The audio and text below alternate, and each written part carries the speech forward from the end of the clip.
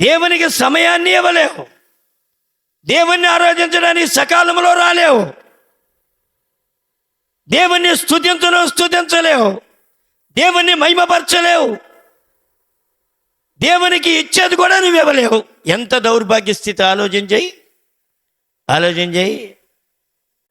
నిరుపేదల్లో ఉన్నటువంటి త్యాగము ఏమండి ఒక మాదిరిగా ఉన్న వారికి కలగట్టలేదు, ఆ దాతృత్వం రావటం లేదు.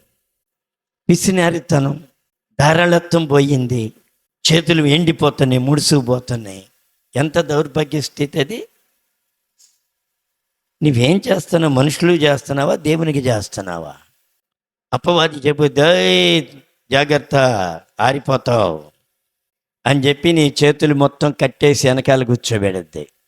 ఏం పర్వాలేదు, నీ చేతులు కట్టేసిన ఇంకో చేతులు బయటకు వస్తాయి.